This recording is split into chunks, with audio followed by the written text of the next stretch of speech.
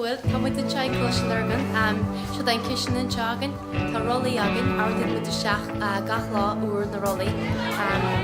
Mé ó duine muid rolaí do réir áirdú, so má bhíon duine gera mar hapla líháis leis gan cáist in muid sin, tá chuigrá agan in seo.